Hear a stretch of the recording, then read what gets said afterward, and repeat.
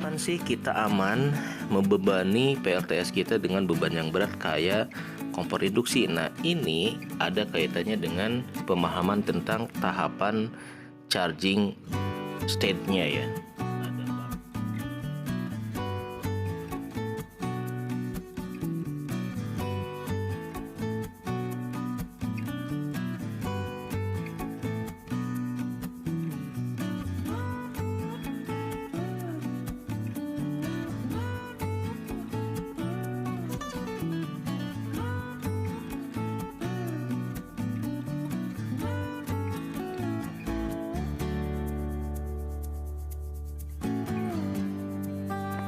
Oke, tadi starting di 10.49, sekarang di 11:15 jadi sekitar 25 sampai 30 menit buat merebus air pakai PLTS 600 sampai 700 watt. Kita off kan ya, kita lihat berapa per hour. Kapan sih kita aman membebani PLTS kita dengan beban yang berat kayak kompor induksi? Nah, jadi kalau lagi bulk charging jangan ngeluarin kompor induksi dulu, gitu maksudnya ya. Kita tunggu sampai dia minimal floating charge, jadi kondisi akinya nih nggak kehajar.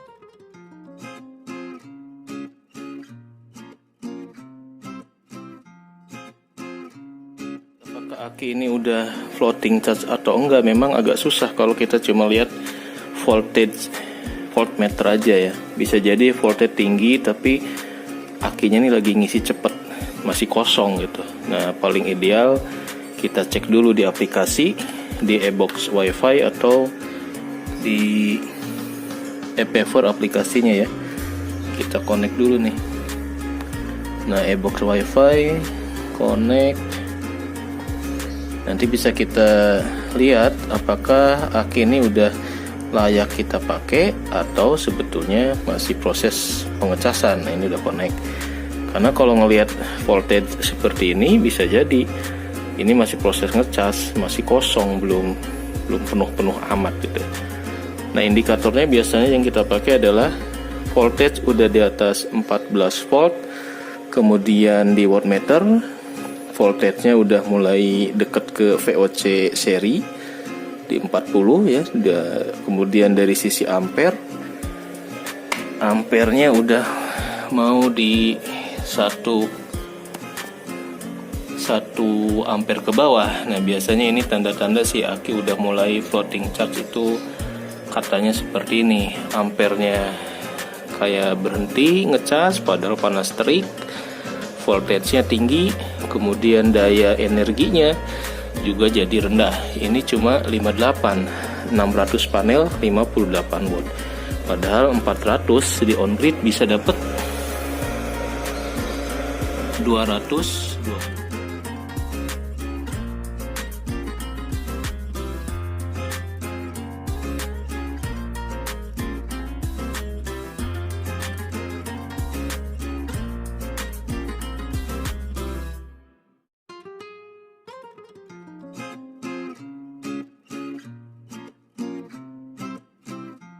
Nah, oke, sebelum kita nyalakan inverter, kita cek dulu di aplikasi ePaver.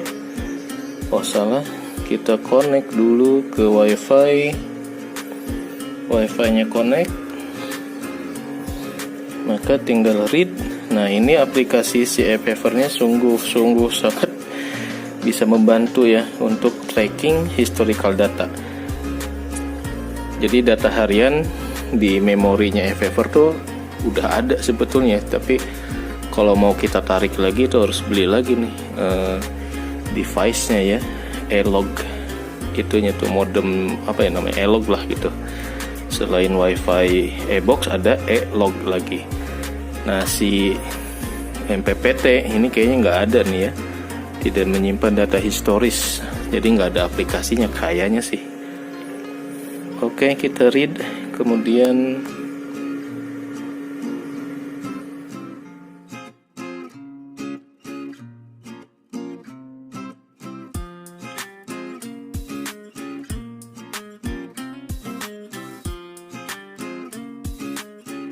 aplikasi ini ada 4 menu atau beberapa menu lah ya. Ada real time monitoring. Nah, ini yang akan kita gunakan.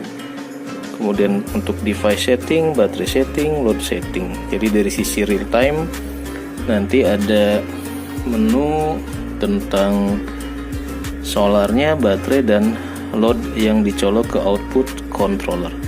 Nah, ini kita baca nih.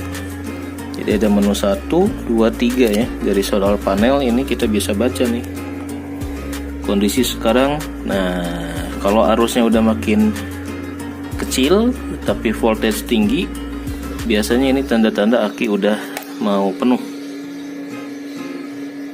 Solar powernya cuma 48 watt. Kemudian kondisi normal, daily energi. Nah, ini adalah produksi sampai siang ini ya. Jadi udah dapat 1,4 kWh sampai jam 2 ini. Sisanya sih itu akumulasi dari sejak si e-Power itu kita colok ke panel. Nah, kemudian ini kondisi baterai. Kondisi baterai, nah ini staging charging statusnya nih. Jadi charging status pengisian, status pengecasan ataupun tahap pengecasan itu katanya ada 2 atau 3 gitu ya. Yang pertama pengisian cepat atau boost, kemudian balancing atau equalization, dan yang ketiganya adalah floating kalau nggak salah ya. Nah, sekarang ini baru tahap 2 nih, masih boost charge. Jadi belum, kalau boost charge itu apa ya, arusnya masih ada yang masuk ke si aki gitu. Jadi kalau ibarat tangki air nih masih bisa dimasukin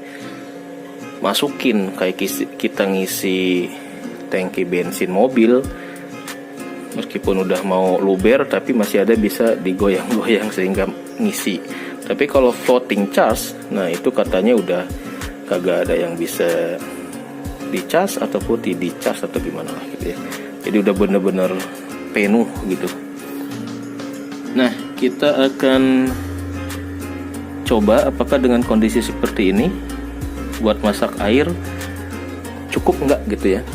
Karena kita suka ada salah persepsi nih, kalau udah lihat 14.4 berarti udah layak kita coba untuk digunakan si akinya. Padahal bisa jadi itu belum menunjukkan bahwa aki kita ini udah siap penuh full kapasitasnya gitu.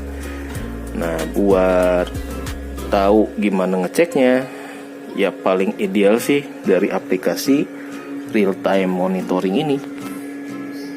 Nanti kalau udah betul-betul penuh charging statusnya, maka naik ke level ketiga yaitu floating charge.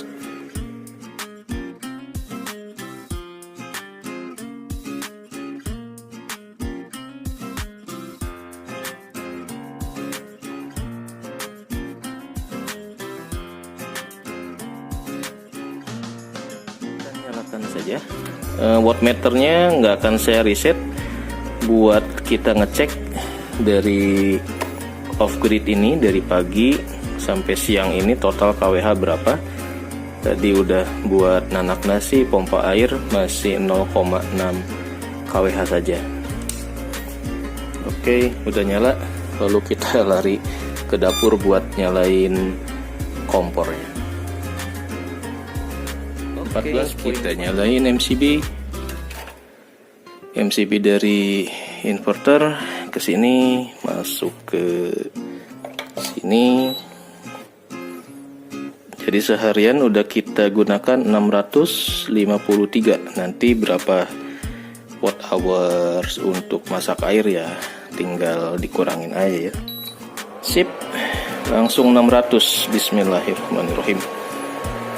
Berapa watt kah? 3,4 ampere, 750 watt. Nah, ini akinya apakah bakal sanggup masak air atau enggak akan kita lihat ya. Sekitar 20 menit sampai 25 menit. Harap di nyedot listriknya nih 730 lebih ya, boros banget.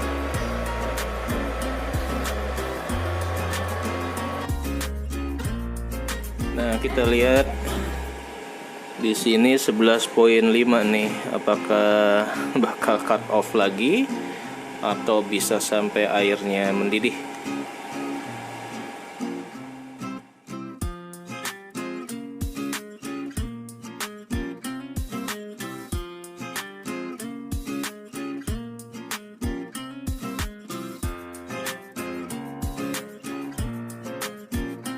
Kondisi di Shankenzi-nya udah 11.3 volt ya. Bentar lagi udah auto cut off katanya.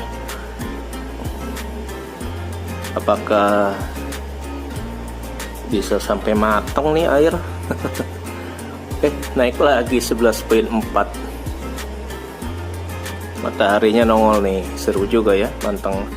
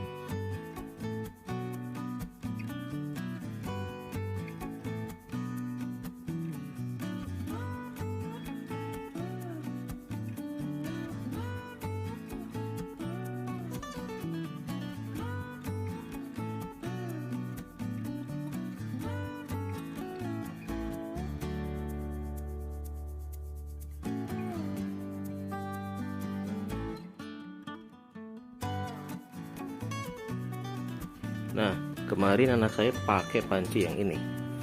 Jadi ya sejam lebih nggak matang-matang akhirnya ya. Karena kalau masak pakai kompor induksi itu emang lama gitu. Indomie aja 30 menit baru matang gitu ya rebusan airnya. Jadi kalau pakai kompor induksi ya yang memang nggak butuh penyajian yang cepat.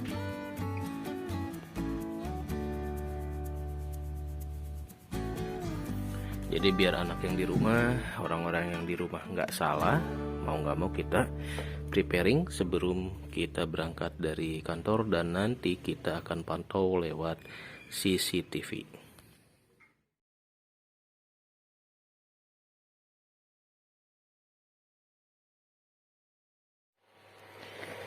Halo guys, kita masak air dengan PLTS abal-abal buat ngisi termos. Siang ini agak-agak panas. Kita lihat dulu ya. Tuh, udah ngagolak. Pancinya nih, panci sampai nggak ada pegangan begini ya. Oke, kita off-kan saja. Ini sekitar 650 di display, tapi realnya kita akan cek di wattmeter ya. Ronde kedua, masak air. Mumpung lagi panas, panci 2 liter. 650 watt, oh ini salah.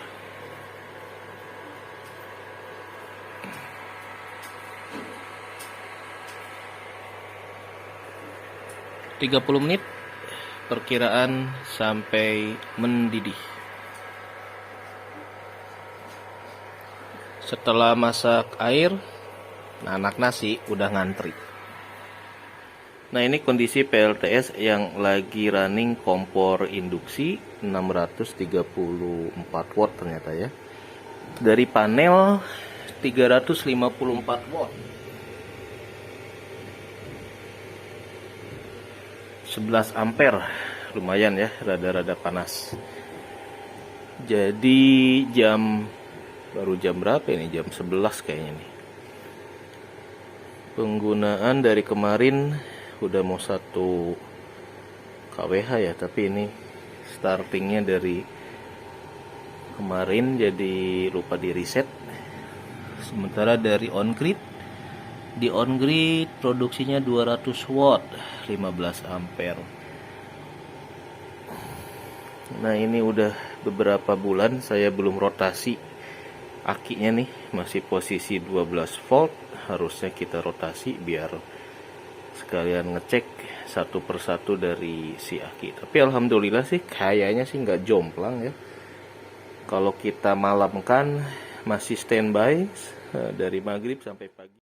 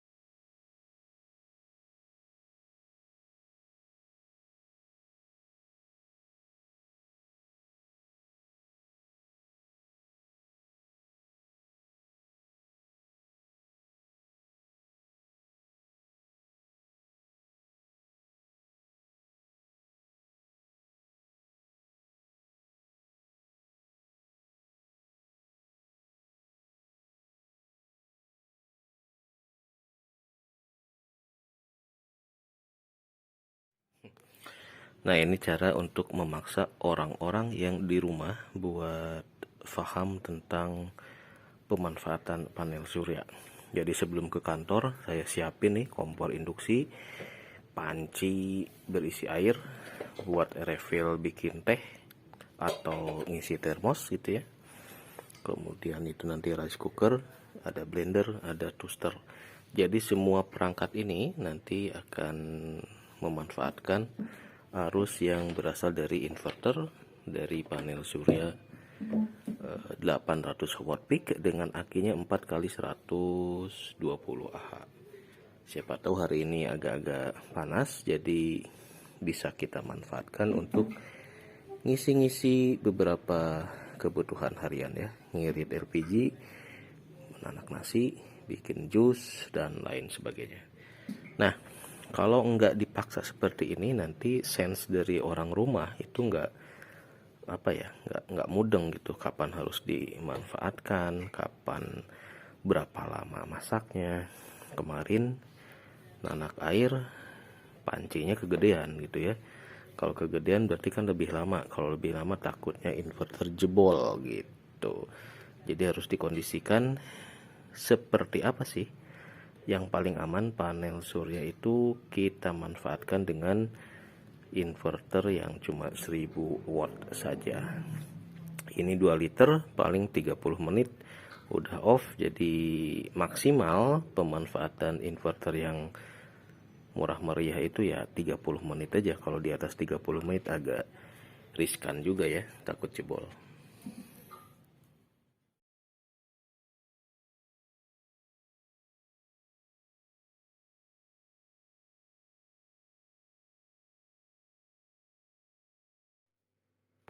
Oke, karena persediaan airnya udah menipis, kita akan masak air panci kedua. Isi buat teh. Bismillah. Oke, kita pakai gaya koboi aja. Karena buat minum sendiri, masak sendiri, nyiduk sendiri lah pakai gelas ya. Nggak ada gayung. Nah, tapi kalau mau inverter lebih awet, kompor induksi ini baiknya ke jalur on grid aja ya. Ini cuma darurat aja, jangan keseringan biar inverternya awet.